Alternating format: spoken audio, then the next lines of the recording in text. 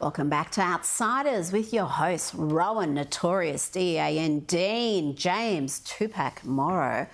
And I'm Rita Panahi, and for the first time in my life, I've watched a member of the Australian Olympic team perform and known with 100% certainty that I could do better. 100% certainty. Of course, I'm talking about Rachael Gunn, aka Raygun, and the furore which has swept the nation and indeed much of the world as millions react in shock and bewilderment and fits of laughter to Australia's entrant in the breaking event. Yes, apparently break dancing is part of the Paris Games, and for once, I'm delighted that we are not allowed to show you any footage from the Paris Games because, trust me, her performance was so excruciatingly bad that people genuinely believed that it was some elaborate joke.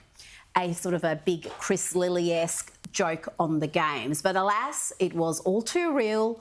And though we are not permitted to show you footage of Raygun's performance at the Olympics, let's have a look at how this pronoun-announcing academic specialising in the cultural politics of breakdancing managed to qualify for the Games.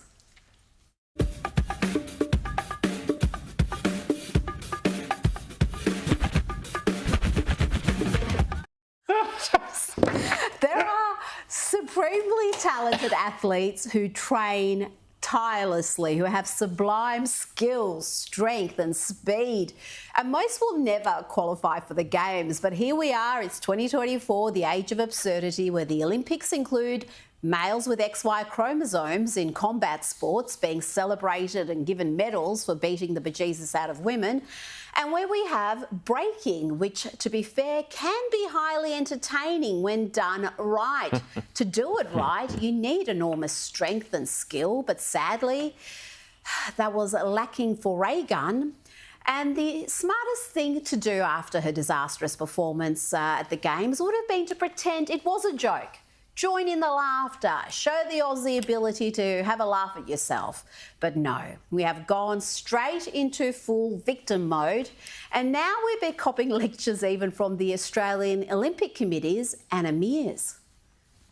If you don't know Rachel's story, in 2008, she was locked in a room crying, being involved in a male-dominated sport as the only woman, and it took great courage for her to continue on and fight for her opportunity to participate in a sport that she loved, and that got her to winning the Olympic qualifying event to be here in Paris. She is the best breakdancer female that we have for Australia. Crying over the patriarchy's hold on breakdancing. Imagine that. What a time to be alive. And emirs there claims that Rachael Raygun is the best breakdancer we have in Australia. Really? Was a Cat Day night unavailable? Man, I got all the flavor, damn delicious. I'ma have all you laying in ditch. I'ma kill all you rappers, I'ma aim with precision. They was rocking with your till they made a decision. That may have actually scored some points in Paris. Or how about this potential Olympian?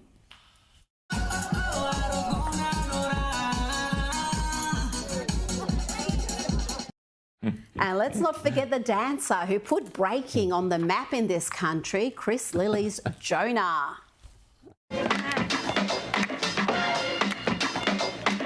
We're Polyforce. We're the only full Polynesian b-boy player in the whole school. It's good for anyone. Yeah, I'm one of the best breakdancers in the whole of the school. Yeah, you're the best breaker in this whole suburb. Yeah, in the whole suburb. In the whole suburb. I'm not even kidding.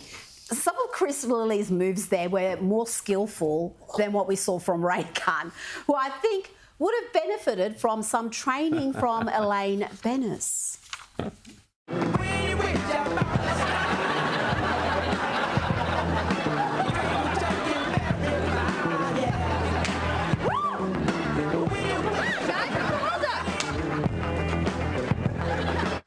Look, that's enough frivolity for now. We're not allowed to mock what seemed to be designed for mockery.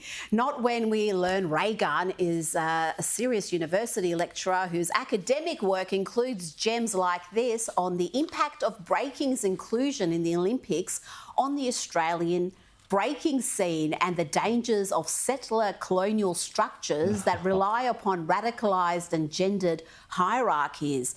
She's still talking about breakdancing there, by the way.